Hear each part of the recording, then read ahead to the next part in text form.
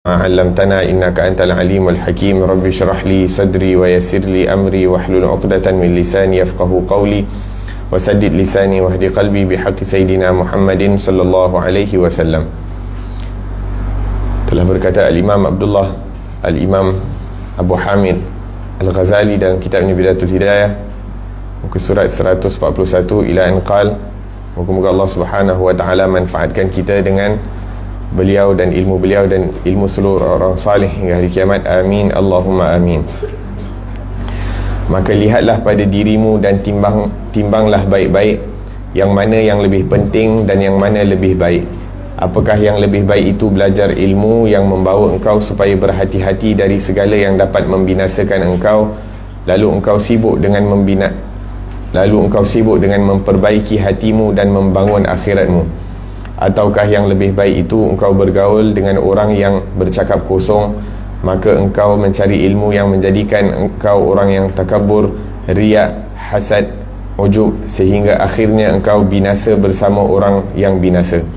Dan ketahuilah olehmu bahawa tiga perkara ini, iaitu hasad, riak dan ujub, ialah asal kepada segala penyakit hati dan baginya tempat tumbuh yang sama, iaitulah hubbud dunia. Oleh kerana itu Rasulullah sallallahu alaihi wa ala alihi wasallam pernah bersabda, hubbud dunya ra'su kulli khati'ah. Cinta dunia itu adalah asal dari segala kejahatan. Walaupun demikian, dunia juga adalah ladang untuk akhirat. Maka siapa yang mengambil dunia sekadar yang ia perlukan, iaitu sekadar yang digunakannya untuk sampai ke negeri akhirat, maka dunia yang seperti ini adalah ladang akhirat. Tetapi siapa yang mengambil dunia hanya semata-mata untuk mencari kesenangan dan kebahagiaan, maka dunia itu pasti akan membinasakannya. Inilah sedikit sebanyak yang kami sebutkan dalam bicara taqwa yang zahir, yang merupakan permulaan jalan dalam menuju hidayah. Apabila engkau mencubanya dan engkau dapati nafsumu dapat mengikutinya, maka teruskanlah dengan membaca kitab Ihya Ulumuddin supaya engkau sampai kepada bicara taqwa yang batin. Kemudian setelah itu, apabila hati nuranimu telah engkau penuhkan dengan taqwa, maka ketika itulah akan terbuka bagimu segala hijab antaramu dan antara Tuhanmu, dan akan terbuka pula bagimu segala cahaya makrifat, dan akan mengalir dari hatimu pancaran hikmah, dan akan jelaslah bagimu segala rahsia alam mulk, alam yang nampak di mata, dan rahsia alam malakut, alam yang tidak nampak. Dan akan mudahlah bagimu mencapai ilmu hakikat yang menjadikan engkau memandang rendah terhadap ilmu yang baru-baru yang tidak ada disebutkan di zaman para sahabat dan para tabi'in radhiyallahu anhum. Dan jika engkau hanya menuntut ilmu qila wa qala, artinya ilmu perdebatan dan ilmu khilafiyah, iaitu ilmu perselisihan pendapat antara ulama', maka alangkah besarnya musibahmu dan alangkah panjangnya kesusahanmu dan alangkah besarnya kehilanganmu.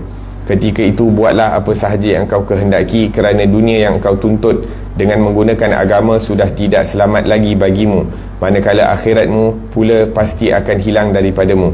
Maka siapa yang mencari dunia dengan menggunakan agama, ia akan rugi di dunia dan akhirat. Dan siapa yang meninggalkan dunia dan memberi perhatiannya kepada agama, pasti ia akan beruntung kedua-duanya sekali. Maka inilah kata-kata petunjuk untuk engkau memulakan perjalananmu pada bermuamalah dengan Allah Subhanahu wa ta'ala dan menunaikan segala suruhannya dan menjauhi segala larangannya.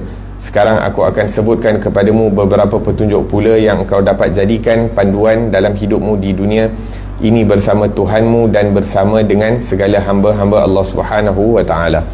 Alhamdulillah, wassalatu wassalamu ala Sayyidina Rasulillah wa ala alihi wa ashabihi wa man walah, amma ba'd. Di penghujung daripada bahagian yang kedua daripada kitab Bidatul Hidayah, seperti yang kita sebutkan, Bidatul Hidayah ni terbahagi kepada tiga bahagian. Bahagian pertama, adab melakukan ketaatan. Bahagian kedua, adab meninggalkan maksiat. Dan bahagian yang ketiga adalah adab bermuamalah dengan Allah dan adab bermuamalah dengan hamba-hamba Allah Subhanahu wa ta'ala. Jadi di penghujung daripada bahagian adab meninggalkan maksiat, Al-Imam Ghazali rahimahullah menyebutkan bahawa ketahuilah bahawa asbab ataupun punca datangnya penyakit yang kronik di dalam hati manusia. Penyakit kronik ni apa? Yang disebutkan kat sini hasad, ujub, kibr ataupun riak, hasad dan ujub.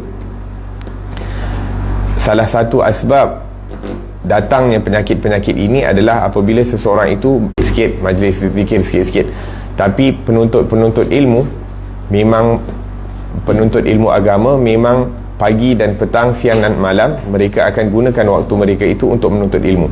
Jadi kalau niat mereka itu tidak kerana Allah Subhanahu wa taala, tidak untuk mencari keridaan Allah Subhanahu wa taala, menghidupkan Islam dan sebagainya dalam diri mereka dan orang-orang yang berada di sekeliling mereka, maka penyakit-penyakit ini lebih mudah untuk tertimpa kepada mereka berbanding orang-orang lain, waliyadzubillahi tabaraka wa ta'ala.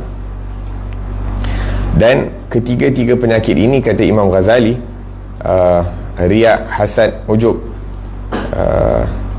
punca ketiga-tiga penyakit ini ataupun dia punya benih yang utama adalah cinta kepada dunia. Cinta kepada dunia merupakan ra'su kulli khati'ah, iaitu punca segala penyakit-penyakit hati yang lain, punca berasalnya segala maksiat ataupun mukhalafah, perkara-perkara yang bertentangan dengan ajaran Allah Subhanahu wa taala ataupun syariat Rasulullah sallallahu alaihi wasallam. Kerana apa? Kerana dengan mencintai dunia, seseorang itu akan mula mengambil daripada perkara-perkara yang syubhah. Sebab apa? Sebab dia cinta kepada dunia, dia rasa penting ada perkara-perkara dunia, sehingga menyebabkan dia sanggup mengambil daripada perkara-perkara yang syubhah dan makruh. Dan apabila dah biasa mengambil daripada perkara yang syubhah dan makruh, lama kelamaan dia akan tergelincir sehingga akan mengambil daripada perkara-perkara yang haram, waliyadzubillahi tabaraka wa ta'ala. Dan seperti mana mencintai dunia itu asal usul kepada segala keburukan, maka membenci daripada dunia itu merupakan asal usul daripada segala kebaikan. Maksudnya dengan membenci dunia, ia akan menjadikan seseorang itu sibuk dengan perkara-perkara yang baik.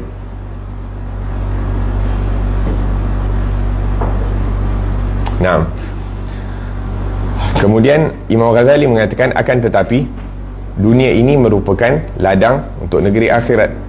Maksudnya nak tak nak kita perlu melalui daripada dunia ini dan perlu mengambil sebahagian daripada apa yang Allah Subhanahu wa taala dah letakkan dekat dunia sebagai bekalan untuk menuju ke akhirat.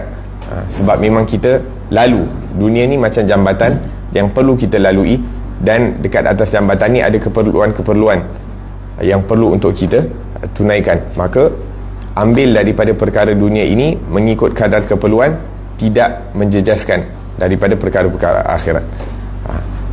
Yang masalahnya adalah mengambil daripada perkara-perkara dunia ini dengan tamak ataupun dengan kecintaan terhadap dunia. Nah, wa man arada al-akhirah liyatana'am biha fad-dunya muhlikatihi. Nah, maka barang siapa yang berkehendak daripada dunia untuk mendapat kenikmatan daripada dunia ini, maka dunia akan menghancurkannya.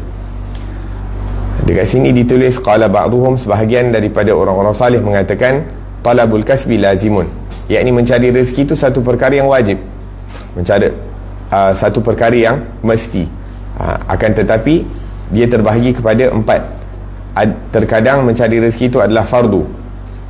Fardu dia bila aqallu kifayah li nafsihi wa iyalihi wa dinihi, iaitu mencari rezeki minimum untuk mencukupi diri sendiri, untuk mencukupi ahli keluarga, dan untuk mencukupi daripada keperluan-keperluan agama. Maksudnya apa? Kita cari rezeki cukup untuk diri kita, cukup untuk ahli keluarga kita makan, dan ni bukan berlebih-lebihan, cukup untuk kita jalankan kehidupan, dan juga untuk nak menjalankan perkara-perkara agama. Sekarang ni kita nak lakukan perkara-perkara agama, sebagai contoh hatta kita nak berpuasa, perlu makan dan sebagainya, hatta nak keluarkan zakat ataupun nak sedekah dan sebagainya, semuanya memerlukan daripada perkara-perkara dunia. Maka mencari daripada perkara dunia itu cukup untuk kita nak survive dekat dunia, tu benda yang fardu, benda yang perlu untuk dilakukan. Kemudian level yang kedua, mustahab, ianya digalakkan. Wa huwa zaid ala dhalik liwasi bihi fakhiran aw yasilu bihi rahiman wa huwa afdal min naflil ibadah. Mencari lebih daripada keperluan diri dan nafkah ahli keluarga. Maksudnya kita cari rezeki lebih daripada apa yang kita perlukan dan apa yang ahli keluarga kita perlukan. Yang mana lebih itu niatnya untuk apa? Untuk nak bantu fakir miskin. Niatnya apa? Untuk nak sambung tali silaturahim. Yang mana dengan kita membantu fakir miskin dan sambung tali silaturahim dengan rezeki yang Allah berikan lebih kepada kita, itu lebih utama daripada melakukan ibadat-ibadat nafil. Membantu dengan rezeki adalah lebih afdal daripada ibadat nafilah. Wa mubahun wa huwa kasbu zaid ala dhalik litana'um wa tajammul. Adapun yang lebih rendah daripada itu, ataupun yang ini perkara mubah, yang ini kita cari rezeki lebih daripada apa yang fardu dan apa yang mustahab, yang ini tahap mubah. Kalau kita buat tak salah, kita tak buat pun tak salah. Iaitu nak cari lebih supaya apa? Supaya kita dapat hidup dengan lebih selesa dan lebih maksudnya kita dapat menikmati daripada kehidupan, maka itu adalah mubah, selagi mana tak sampai kepada pembaziran dan selagi mana tidak sampai ke tahap ataupun iaitu menikmati daripada perkara-perkara yang syubhat ataupun yang haram. Adapun mencari rezeki sampai ke tahap haram adalah wa huwa kasbu ma amkana litakatsur wa tafakhur na'am idya'il 'azm wasyaraf. Bila cari rezeki ni jatuh haram, ya ini bila kita punya niat tu semata-mata untuk mengumpulkan daripada perkara-perkara dunia, untuk nak berbangga-bangga dengan perkara tersebut. Kita cari duit banyak-banyak supaya kita boleh beli kereta yang mahal-mahal, cantik-cantik. Kita cari duit lebih-lebih supaya apa? Supaya kita dapat beli rumah yang besar dan sebagainya. Untuk apa? Supaya nak berbangga dengan orang lain. Tak salah nak rumah besar, tak salah nak kereta cantik, tapi untuk keperluan. Untuk keperluan, maksudnya untuk kereta tu mungkin untuk nak pergi majlis dan sebagainya, untuk nak bantu orang lain, untuk rumah supaya boleh buat majlis di rumah, supaya boleh bagi keselesaan kepada ahli keluarga, tu tak jadi masalah. Tapi masalahnya bila dia nak kereta yang cantik, rumah yang besar, supaya apa? Supaya dapat berbangga ke atas orang lain, rasa diri dia lebih hebat daripada orang lain, wal-iyadzubillah tabaraka wa ta'ala. Itu merupakan satu perkara yang dilarang. Nah, maka ini kurang lebih apa yang disebutkan oleh Imam Ghazali daripada zahirnya taqwa.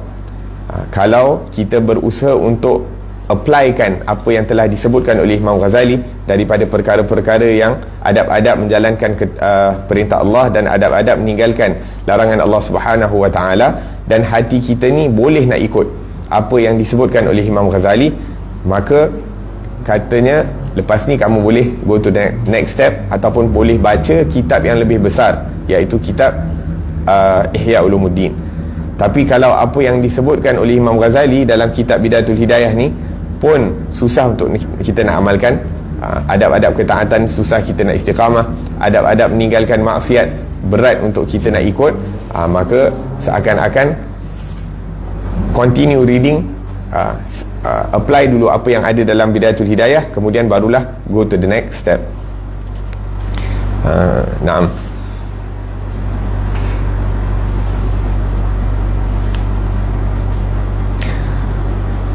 Naam. Dan kalau kamu mampu untuk memenuhi daripada hati kamu ini dengan zahir dan batin taqwa, kalau kamu mampu untuk memenuhi hati kamu ini dengan ketakwaan zahir dan batin, maka pada waktu itu barulah akan terangkat hijab daripada diri kita, di antara kita dengan Allah Subhanahu wa taala. Hijab ni apa? Hijab ni perkara-perkara yang menghalang kita daripada menyaksikan keagungan Allah Subhanahu wa taala. Hijab ini perkara-perkara yang menghalang kita daripada merasakan keagungan dan kehebatan Allah Subhanahu wa taala. Jadi secara jelas kita dapat lihat sekarang ni, perkara-perkara dunia ni adalah perkara-perkara yang menghalang kita daripada melihat keagungan Allah Subhanahu wa taala. Kerana dengan mencinta dunia, kita sibuk dengan perkara dunia siang dan malam, sehingga kita tak rasakan keagungan Allah. Kita sangat sibuk dengan melihat nilai dunia, sehingga kita lupa yang memberi rezeki itu Allah Subhanahu wa ta'ala. Kita sibuk dengan perkara-perkara dunia dan apa yang berlaku di atas muka bumi ini, sehingga kita lupa yang menguruskan, yang mentadbirkan, yang mengizinkan apa-apa yang berlaku di atas dunia ini adalah Allah Subhanahu wa ta'ala. Jadi dengan kita mengisi hati kita ni zahir dan batin dengan takwa, barulah pada waktu itu hijab akan terangkat daripada kita, di antara kita dengan Allah Subhanahu wa ta'ala. Wa tankashif laka anwarul ma'arif, dan pada waktu itu barulah akan jelas cahaya makrifat, keagungan Allah Subhanahu wa ta'ala. Wa tanfajir min qalbika yanabi'al hikam, dan pada waktu itu barulah akan mengalir daripada hati kita ini kebijaksanaan ataupun hikmah, perkara-perkara yang baik-baik ataupun ilmu-ilmu yang bermanfaat. La ilaha illallah. Nak dapat ilmu yang bermanfaat ini, mulanya beramal daripada ilmu-ilmu yang zahir. Apabila kita beramal dengan ilmu-ilmu yang zahir yang terdapat dalam kitab, barulah ilmu-ilmu yang batin ataupun ilmu yang datang directly daripada Allah Subhanahu wa ta'ala akan mengalir daripada hati dan akal fikiran. Allah Subhanahu wa ta'ala berfirman, wattaqullah wa yu'allimukumullah, bertakwalah kamu kepada Allah Subhanahu wa ta'ala, maka Allah Subhanahu wa ta'ala akan mengajarkan kamu.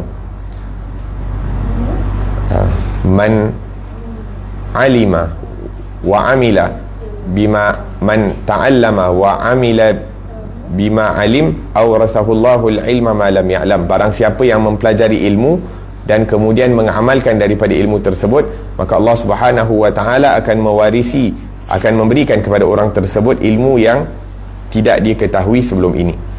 Dan benda tu tak pernah hujung lah, tak pernah berhenti. Kita belajar, kita amalkan, kemudian kita dapat ilmu yang baru. Ilmu yang baru kita dapat, kita amalkan, kemudian kita dapat lagi ilmu yang baru. Wahakadha, benda tu wa anna ila rabbikal muntaha, dan ilmu Allah Subhanahu wa ta'ala ni tak ada penghujung, tak ada penghujung. La ilaha illallah. Moga-moga Allah Subhanahu wa ta'ala berikan kepada kita hakikat taqwa dan hakikat ilmu, hakikat ketakwaan kepada Allah Subhanahu wa ta'ala, sehingga kita dapat sempurnakan segala perintah Allah Subhanahu wa ta'ala dan sempurna dalam meninggalkan segala larangan Allah Subhanahu wa ta'ala. Dan moga-moga Allah Subhanahu wa ta'ala berikan kita kekuatan untuk mengamalkan daripada ilmu yang Allah Subhanahu wa ta'ala telah berikan kepada kita, kerana kalau tidak ditakuti, ilmu itu akan menjadi hujjah ke atas kita dan bukan hujjah bagi pihak kita. Naam, wa tattadih lak asrarul mulki wal malakut, dan orang-orang yang terangkat hijab daripada hatinya, maka pada waktu itu segala rahsia-rahsia yang Allah Subhanahu wa ta'ala letakkan di alam yang nyata dan alam yang tak dapat dilihat, apa-apa yang Allah Subhanahu wa ta'ala rahsia, kenapa Allah jadikan perkara-perkara ini, ada sebab dan sebagainya, pada waktu itu orang-orang yang terangkat hijab daripada hatinya akan dapat mengetahui akan rahsia-rahsia tersebut, sehingga mereka sabar dan rida atas segala perkara yang berlaku. Mereka sabar dan rida atas segala perkara yang berlaku. Kita sekarang ni, zaman sekarang, kita tak sabar, kita tak rida, senang marah, senang tak puas hati, senang komplain, sebab kita tak nampak apa rahsia di sebalik perkara-perkara yang berlaku, apa hikmah kenapa Allah jadikan ini dan itu dan sebagainya. Yang kita tahu komplain, kita tahu merungut, kita tahu nak marah dan sebagainya. Akan tetapi setiap perkara yang berlaku di atas bumi ini tidak terlepas, bahkan di bumi dan di langit, tidak terlepas daripada ketentuannya Allah Subhanahu wa ta'ala. Dan salah satu doa yang digalakkan untuk kita baca, bahkan ianya merupakan asbab untuk menguatkan fikiran, menguatkan ingatan, terutamanya untuk adik-adik yang menghafal Al-Quran. Salah satu sebab kita kurang lemah ingatan sebab kita sibuk dengan perkara-perkara lain. Tapi kalau kita punya hati ni tenang, yakin dengan ketentuan Allah, yakin dengan janji-janji Allah Subhanahu wa ta'ala, maka fikiran kita ni tak akan sibuk dengan benda-benda lain. Jadi doa yang, bahkan ini doa yang diwasiatkan oleh orang-orang Hadramaut, orang Kota Tarim, kepada anak-anak mereka untuk kita baca, Allahumma ja'al nafsi nafsan mutmainnatan tu'minu biliqa'ika wa taqna'u bi'ata'ika wa tarda biqada'ika. Allahumma ja'al nafsi nafsan mutmainnatan tu'minu biliqa'ika wa taqna'u bi'ata'ika wa tarda biqada'ika. Ya Allah, jadikanlah nafsu aku ataupun hati aku ni beriman dengan hari yang mana aku akan bertemu dengan kamu. Wa taqna'u bi'ata'ika, dan rasa cukup dengan pemberian kamu. Wa tarda biqada'ika, dan rida dengan segala apa yang ditentukan oleh Allah Subhanahu wa taala. Kita yakin kita akan berjumpa dengan Allah, kita bersyukur atas apa yang telah ditetapkan oleh Allah daripada rezeki, dan kita rida dengan segala apa yang ditentukan oleh Allah Subhanahu wa taala. La ilaha illallah.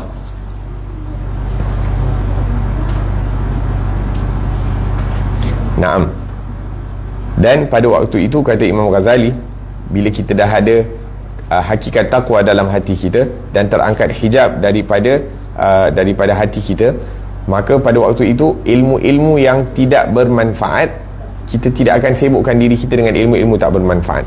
Walaupun katalah zaman sekarang ni orang sibuk dengan ilmu tu ilmu ni, tapi kita yakin bahawa ilmu yang bermanfaat, ilmu yang sebenar adalah ilmu yang terkait ataupun ilmu yang mendekatkan diri kita dengan Allah, dan ilmu yang mendekatkan diri kita dengan Rasulullah sallallahu alaihi wasallam.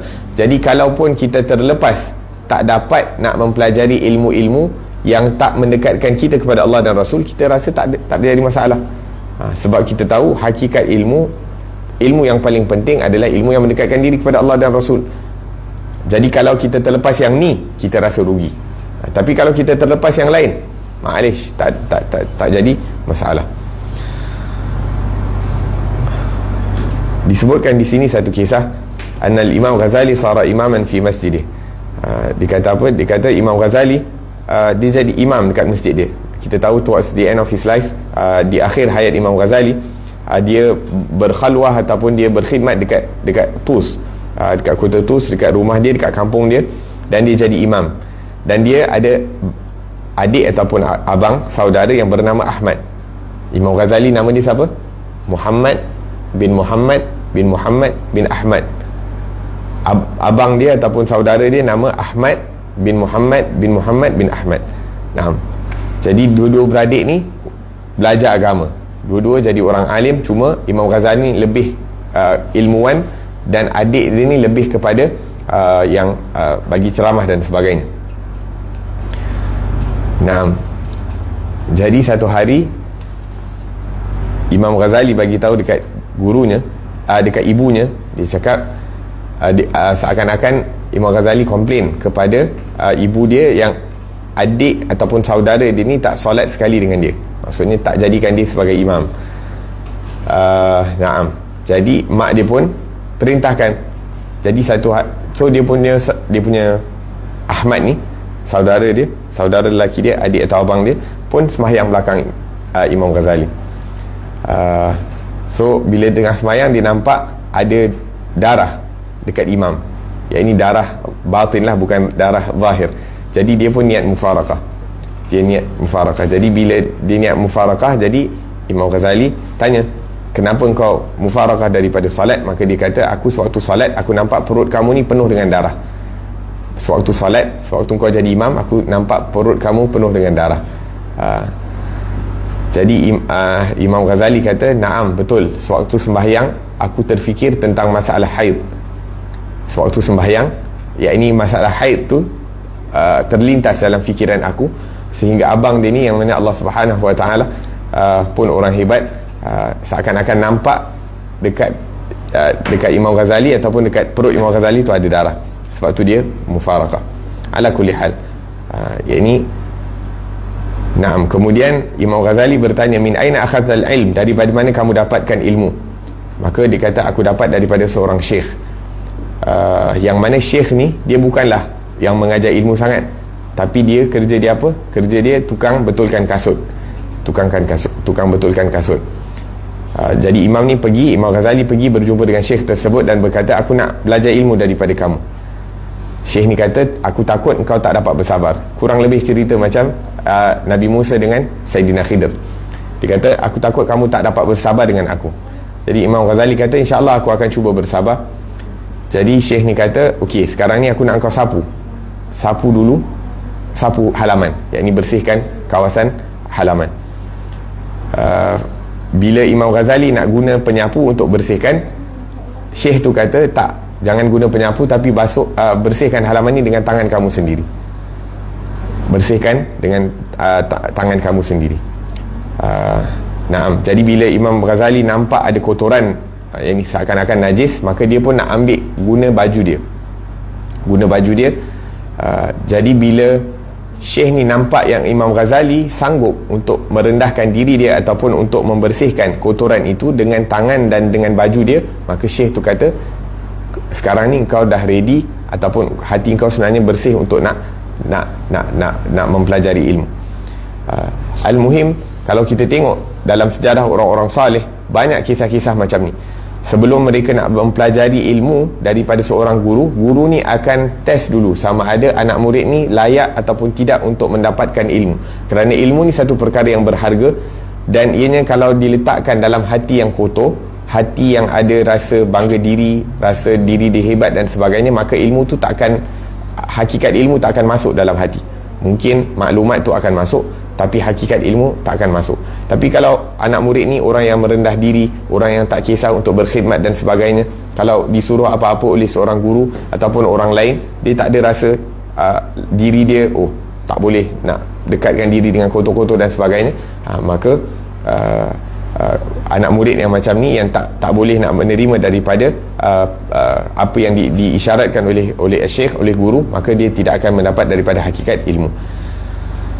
La ilaha illallah. Ada lagi satu kisah, seorang anak murid ni dia nak belajar daripada seorang syekh. Jadi bila dia datang, syekh ni nampak anak murid ni nak datang belajar. Jadi syekh ni bagi tahu dekat khadim dia, apa, kau ambil air yang kotor, air orang basuh tangan dan sebagainya, kau siram dekat atas badan dia. Ambil air kotor bekas orang basuh tangan, kau siram dekat atas orang ni, anak murid ni. Jadi anak murid tu pun dia keluar, bersihkan badan dia, lepas tu dia datang balik. Pun dilakukan kali kedua dan ketiga. Bila tengok kesungguhan anak murid ni untuk datang untuk menuntut ilmu, barulah diizinkan untuk anak murid ni belajar. La ilaha illallah. Kita kalau kena sekali mungkin dah terus tak datang balik. La ilaha illallah. Naam.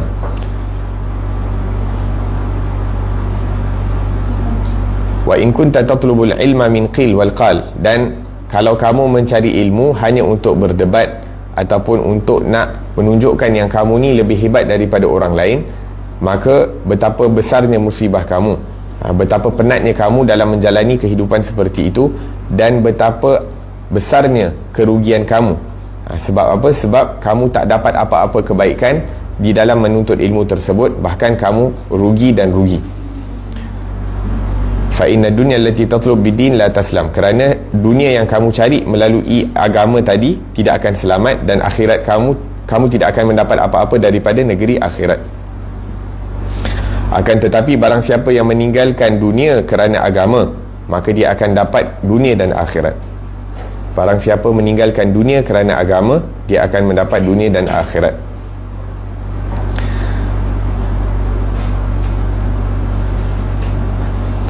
Kerana apa? Kerana dunia itu merupakan musuh Allah dan musuh kepada kekasih-kekasih Allah Subhanahu wa ta'ala. Adapun ianya musuh kepada Allah dan musuh kepada kekasih-kekasih Allah, kerana melalui dunia itu ramai orang yang tidak sampai kepada Allah disebabkan kecintaan dunia. Dan dianya musuh kepada kekasih-kekasih Allah kerana terkadang dengan dunia itu menyebabkan orang buta. Naam. Fatajarra'u mararata sabr fi muqata'ati.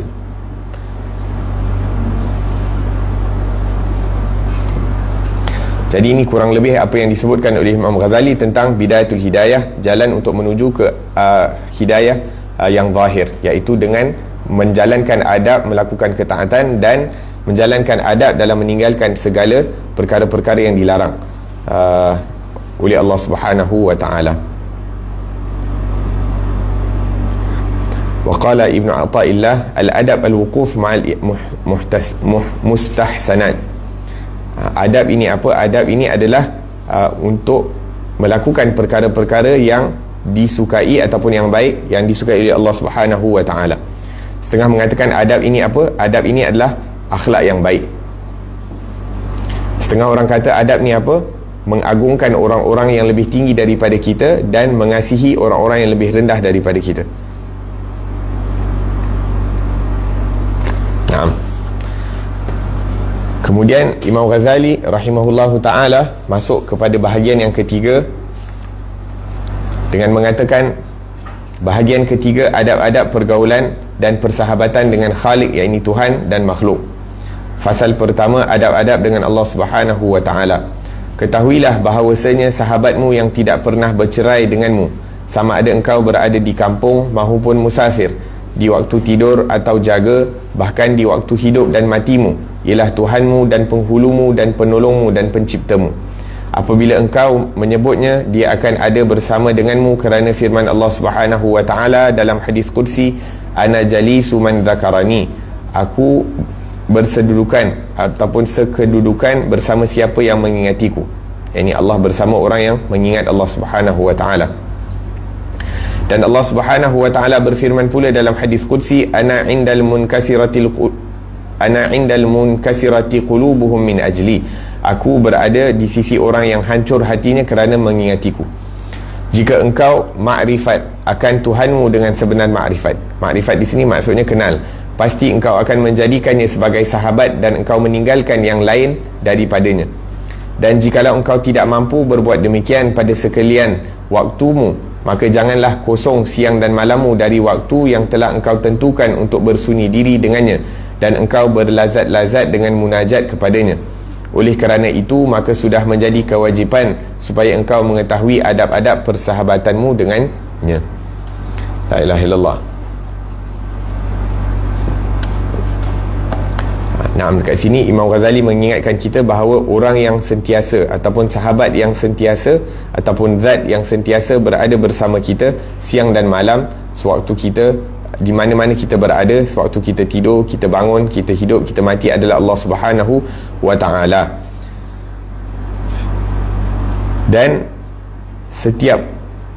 Dan apabila kita ingat akan Allah, kita tak ingat Allah, Allah bersama kita. Tapi bila kita ingat akan Allah Subhanahu wa ta'ala, Allah Subhanahu wa ta'ala akan bersama kita dengan perlindungannya, dengan rahmatnya, dengan pengampunannya, dengan pemberian dan kemurahannya Allah Subhanahu wa ta'ala. Jadi rugi kalau kita tak ingat kepada Allah, kerana kita akan terputus daripada segala pemberian. Naam, fahuwa jalisu. Allah Subhanahu wa ta'ala sebutkan dalam hadis qudsi, ana jalisu man dzakarani. Satu orang saleh bila dia tulis surat dekat sahabat dia, dia kata Jalisur Rahman. Dia kata apa? Aku orang yang duduk dengan Allah Subhanahu wa ta'ala. Sebab apa? Sebab dia sentiasa berzikir kepada Allah Subhanahu wa ta'ala. Dalam hadis lain Allah Subhanahu wa ta'ala berfirman, abdi ana inda dhannika bi wa ana ma'aka bitawfiq wa ana ma'aka bi'ilmi idh dzakartani ay idh da'awtani fa asma'u ma taqulu fa ujibuka. Aku bermuamalah dengan kamu sesuai dengan apa yang kamu fikirkan terhadap aku.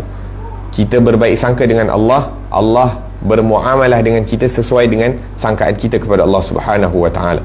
Allah akan sentiasa bersama kita kalau kita ingat Allah dengan taufiknya. Kita ingat Allah, Allah beri kita taufik untuk melakukan kebaikan. Kita ingat Allah, Allah Subhanahu wa ta'ala mengetahui keadaan kita zahir dan batin, daripada hujung rambut hingga hujung kaki, dengan ilmunya yang maha meliputi. Dan apabila kita berzikir dan berdoa kepada Allah Subhanahu wa ta'ala, Allah mendengar apa yang kita mohon, dan Allah Subhanahu wa ta'ala akan kabulkan permintaan kita. Macam kita sebutkan dalam sembahyang, Sami Allahu liman hamidah, Allah mendengar orang yang memuji kepada Allah Subhanahu wa ta'ala dengan pendengaran kabul. Ya, ini secara umum Allah dengar setiap orang yang bermuamalah, yang berdoa kepada Allah, yang berzikir kepada Allah. Tapi dalam sembahyang, Allah Sami Allahu liman hamidah, Allah mendengar orang yang dengan pendengaran rida, iaitu Allah rida dengan pujian yang dipanjatkan oleh hambanya di dalam as-salah. Dalam hadis lain Allah Subhanahu wa ta'ala berfirman, wahai anak Adam, kalau kamu ingat kepada aku secara sendirian, maka aku akan ingat kepada kamu secara sendirian. Dan ingatnya Allah kepada kita itu lebih agung daripada ingatnya kita kepada Allah Subhanahu wa taala. Sebab itu disebutkan dalam Al-Quran wala dzikrullahi akbar, iaitu yang pertama, kita berzikir kepada Allah itu dah satu perkara yang agung. Kemudian Allah ingat kepada kita sebab kita ingat kepada Allah, itu lebih agung. Lebih agung. Sekarang ni kalau orang hebat ingatkan kita, hantar mesej kat kita, call kita, dapat mesej daripada pemimpin ataupun daripada pembesar dan sebagainya, kita rasa kita tak akan lupa seumur hidup kita. Kerana apa? Satu hari si fulan orang-orang besar ingat kepada kita. Bayangkan setiap masa dan keadaan kita boleh diingati oleh Allah Subhanahu wa taala. Cumanya kita sendiri nak diingati oleh Allah ataupun tidak. Makin kita ingat Allah, tak tinggal doa-doa. Contohnya kita kat madrasah, doa nak masuk tandas, doa keluar tandas, doa tidur, doa bangun tidur, doa nak makan, doa sebelum makan, doa selepas makan, doa pakai baju, doa nak tanggalkan baju dan sebagainya, doa nak masuk bilik, doa nak belajar, doa apa-apa doa yang boleh kita amalkan, doa tengok cermin, apa-apa doa yang boleh kita amalkan. Semakin banyak kita baca doa, semakin istiqamah kita lakukan daripada amalan tersebut, semakin banyak kita diingati oleh Allah Subhanahu wa ta'ala. Naam. In dzakartani fi nafsika dzakartuka fi nafsi. Kalau engkau ingat kepada aku secara sendirian, Allah akan ingat kepada kita secara sendirian.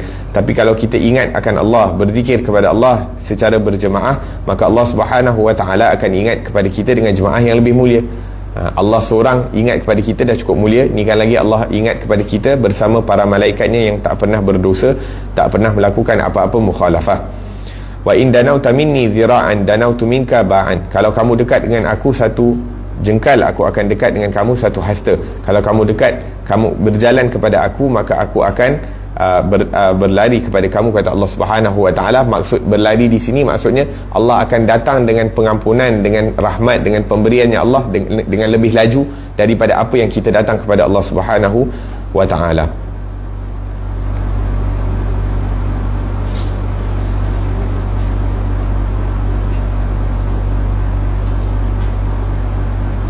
Kat sini dia cakap kalau kita ingat akan Allah secara sendirian, untuk apa? Untuk nak jaga keikhlasan.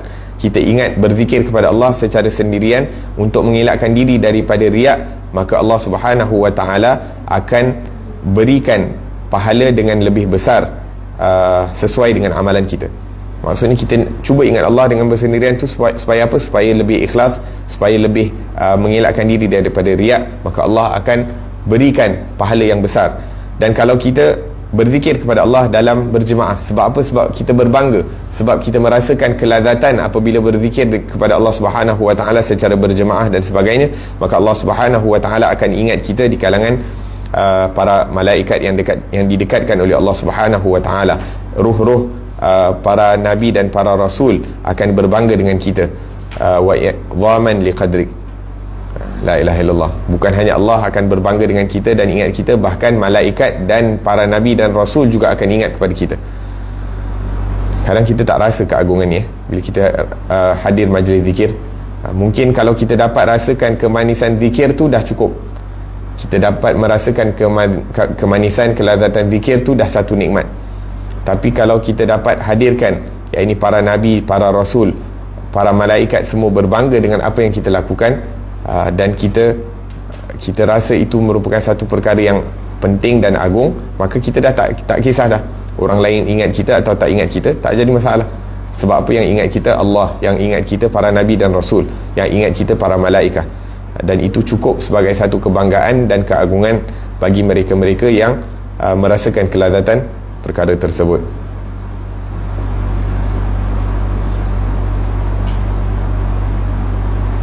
Naam. Wa in taqarrabta minni bil ijtihad wal ikhlas fi ta'ati qarrabtuka bil hidayah wat taufiq. Dan kalau kamu dekatkan diri kepada aku dengan bersungguh-sungguh dan ikhlas dalam menjalankan ketaatan, maka aku akan dekatkan kepada kamu akan taufik dan hidayah.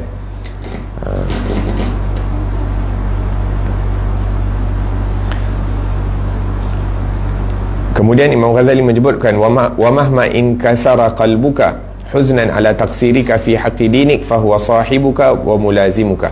Dekat sini yang hadis yang kedua, hadis qudsi yang disebutkan, aku berada bersama orang yang hancur hatinya kerana mengingati aku. Maksudnya, apa maksud menghancurkan hati di sini? Iaitu sebanyak mana ketaatan yang kita lakukan, sebanyak mana dosa-dosa yang cuba untuk kita tinggalkan, elakkan diri kita daripada melakukannya, kita tak rasa berpuas hati. Kita rasa, ya Allah, aku ni masih banyak kekurangan.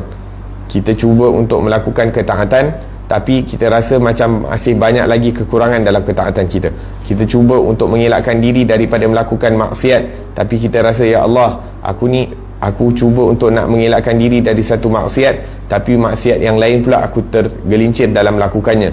Aku cuba untuk nak mengelakkan diri daripada jaga mulut sebagai contoh, tapi dalam hati aku ni banyak pula perkara-perkara yang aku layankan daripada lintasan-lintasan fikiran yang buruk dan sebagainya. Maka kita sentiasa rasa, ya Allah, aku ni tak ada apa-apa, aku ni tak ada apa-apa, aku ni banyak kekurangan. Dan Allah suka kepada orang-orang yang merasakan dirinya itu penuh dengan kekurangan. Bahkan Syekh Abu Bakar bin Salim menyebutkan bahawa barang siapa yang melihat dirinya dengan keridaan, maka Allah akan lihat dirinya dengan kemurkaan. Tapi orang yang melihat dirinya dengan kemurkaan, tak puas hati dengan dirinya, maka Allah Subhanahu wa ta'ala akan lihat dirinya dengan keridaan.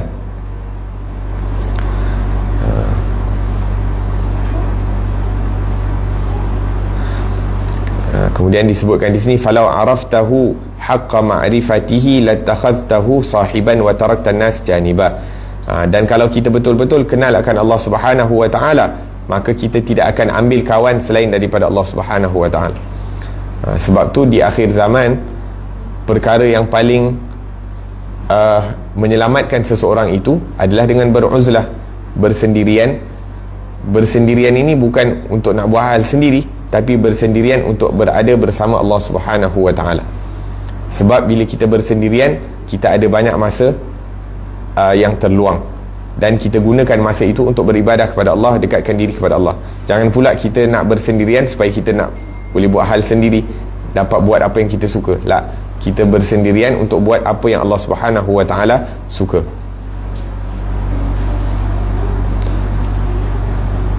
Disebutkan dalam syair, mudh araftul ilaha lam ara ghairan wa kadzal ghairu indana mamnu'u mudh tajamma'tu ma khashitu iftiraqan wa ana al-yawm wasilun majmu'u. Sejak aku mengenal Allah Subhanahu wa ta'ala, aku dah tak lihat orang lain, dan orang lain di sisi aku adalah dilarang, iaitu aku seakan-akan tak rasa selesa dengan orang lain. Dan semenjak aku dapat berkumpul dengan Allah Subhanahu wa ta'ala, iaitu sampai kepada Allah, aku dah tak takut untuk berpisah dengan orang lain.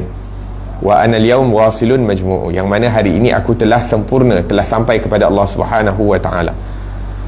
Kita ni takut berpisah dengan orang lain sebab kita tak ada orang lain, kita tak bersama Allah Subhanahu wa ta'ala. Tapi orang yang ada bersama Allah, dia tidak takut untuk berpisah dengan orang lain.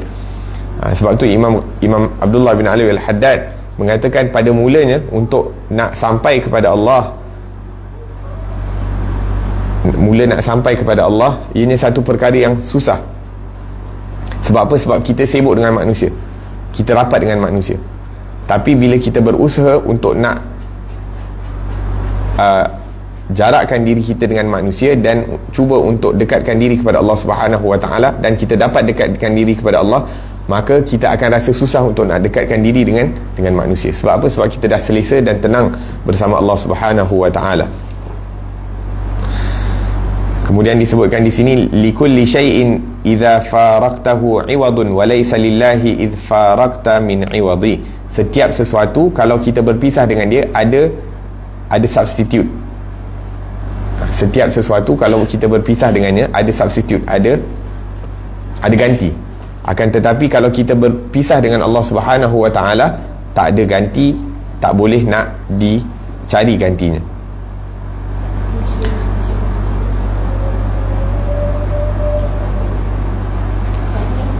Fa'illam taqdir ala dhalik, kalau kita tak mampu untuk melakukan perkara tersebut, nak jadikan Allah Subhanahu wa ta'ala sebagai teman kita 24 jam sehari semalam, dan meninggalkan manusia tanpa ada keperluan, untuk mendekati mereka. Maksudnya kita mendekati manusia tu bila ada keperluan. Kalau tak ada, tak perlu. Kita sibukkan diri dengan Allah. Kalau kita tak mampu nak gunakan sepenuh waktu kita itu dengan Allah Subhanahu Wa Taala, maka pastikan ada waktu-waktu yang kita sibukkan diri dengan Allah Subhanahu Wa Taala. Sebab tu dalam Al-Quran Allah sebutkan tentang perkara ini, ya ayyuhallazina amanu udhkurullaha dzikran katsira wasabbihuhu bukratan wa asila. Wahai orang-orang yang beriman, berzikirlah kamu kepada Allah Subhanahu Wa Taala dengan zikir yang banyak. Tu dia punya asas umum dia, zikir kepada Allah dengan banyak. Kalau tak mampu, secara khusus Allah sebutkan waktu yang baik untuk berzikir, wasabbihuhu bukratan wa asila. Kalau tak boleh zikir dengan banyak, maka adakan waktu di waktu pagi dan waktu petang untuk kita berzikir kepada Allah Subhanahu Wa Taala. Naam.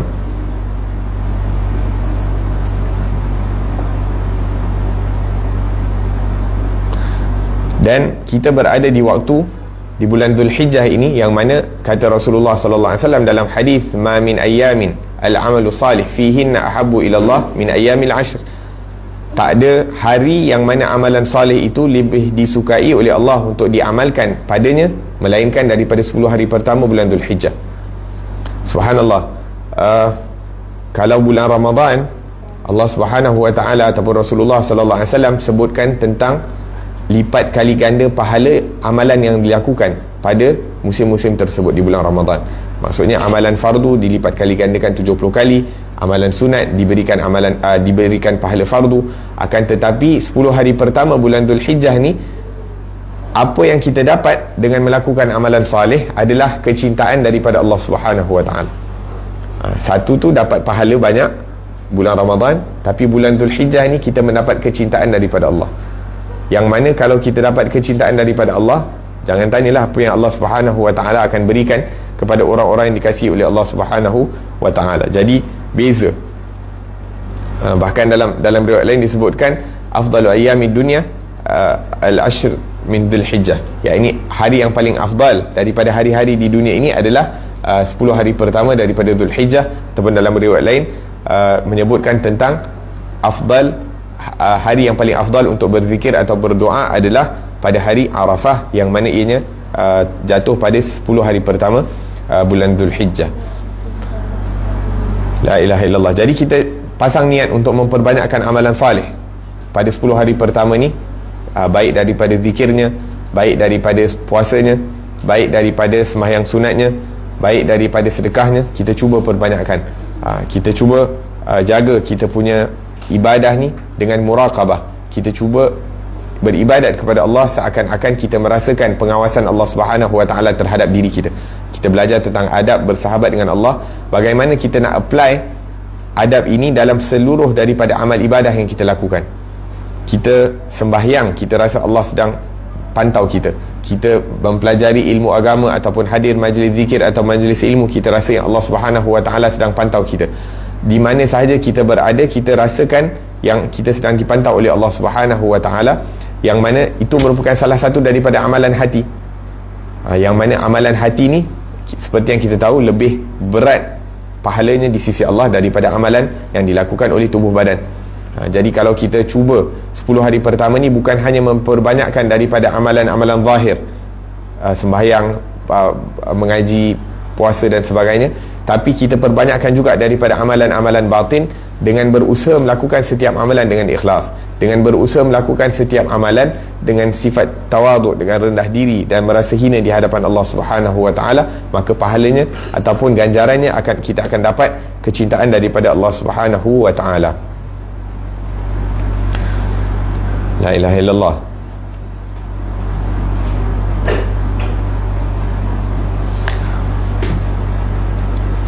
Naam. InsyaAllah pada pengajian akan datang kita akan masuk adab-adab bersahabat ataupun adab-adab dengan Allah Subhanahu Wa Taala, yang mana kita bacakan je dulu 11 ataupun 15 daripada adab ini dan kita akan terangkan pada pengajian yang akan datang.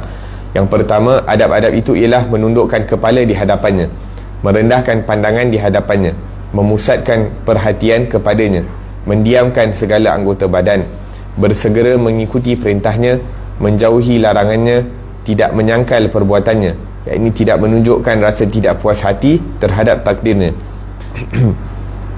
mengekali zikir, iaitu ingat kepadanya, melazimi fikir tentang kudratnya, mengambil yang hak dan meninggalkan yang batil, tidak berharap kepada makhluk, tunduk kerana kehebatannya, pecah hati kerana malu daripadanya, merasa tenang dalam kehidupan kerana percaya dengan jaminannya. Yang ke-15, bertawakal, iaitu berserah diri kepada kelebihannya kerana percaya dengan pilihannya. Nah, maka inilah sekalian adab yang patut menjadi pakaianmu di waktu siang dan di waktu malam, bersama dengan sahabatmu yang tidak pernah bercerai darimu. Bersalahan dengan makhluk, maka engkau berpisah dengan mereka pada sebahagian masamu. InsyaAllah kita akan sambung pada pengajian akan datang. Moga-moga Allah Subhanahu Wa Taala berikan kita taufik untuk menjalankan daripada adab-adab ketaatan, untuk melakukan mengamalkan daripada adab-adab meninggalkan maksiat, dan adab-adab bersama dengan Allah Subhanahu Wa Taala pada setiap waktu dan keadaan, sehingga kita mendapatkan keridaan daripada Allah. Dan khususnya pada 10 hari pertama Zulhijjah ini, moga-moga kita diberikan taufik untuk memperbanyakkan daripada amal ibadah yang zahir dan juga amal ibadah yang dilakukan oleh amalan-amalan hati. Dan moga-moga Allah Subhanahu Wa Taala jadikan kita daripada orang-orang yang mendapat pahala menunaikan haji walaupun dia tak menunaikan haji. Sebahagian daripada hamba-hamba Allah mendapat pahala seluruh orang yang menunaikan haji walaupun dia tak pergi haji. Setiap orang yang menunaikan haji pada tahun tersebut, dia dapat pahala setiap orang daripada, dan Allah Subhanahu Wa Taala mampu untuk melakukan perkara tersebut. Yang penting kita ada niat, kita ada harapan, dan kita ada kesungguhan untuk meminta daripada kurniaan Allah Subhanahu Wa Taala. Amin Allahumma amin. Dan moga-moga Allah Subhanahu Wa Taala berikan kita taufik juga untuk perbanyakkan ibadah dan doa pada hari Arafah, kerana pemberian Allah bukan hanya khusus pada orang yang menghadiri Arafah, akan tetapi kepada setiap orang yang melapangkan masanya untuk beribadah dan bermunajat kepada Allah pada hari ke-9 Zulhijjah ataupun pada hari Arafah. Amin Allahumma amin. Rabbana anfa'na bima 'allamtana, rabbi 'allimna alladhi yanfa'una, rabbi faqihna wa faqih ahlana wa qarabatin lana fi dinina ma ahli al-qutri untha wa dhakar. ربي وفقنا وفقهم لما ترتضي قولا وفعلا كرما، وارزق الكل حلالا دائما، وأخل أتقياء علما، نحظى بالخير ونكفى كل شر. ربنا واصلح لنا كل شؤون، وأقر بالرضا منك العيون، واقض عنا ربنا كل الديون قبل أن تأتينا رسل المنون، واغفر واستر أنت أكرم من ستر. وصلاة الله تغشى المصطفى من إلى الحق دعانا، والوفى بكتاب فيه للناس شفاء، وعلى الآل الكرام شرفاء، وعلى صحب المصابيح الغرار. اللهم اهدنا بهداك، واجعلنا ممن يسارع في رضاك، ولا تولنا وليا سواك، ولا تجعلنا ممن خالف أمرك وعصاك. وحسبنا الله ونعم الوكيل، ولا حول ولا قوة إلا بالله العلي العظيم. وصلى الله على سيدنا محمد وعلى آله وصحبه وسلم، والحمد لله رب العالمين. والسلام عليكم ورحمة الله وبركاته.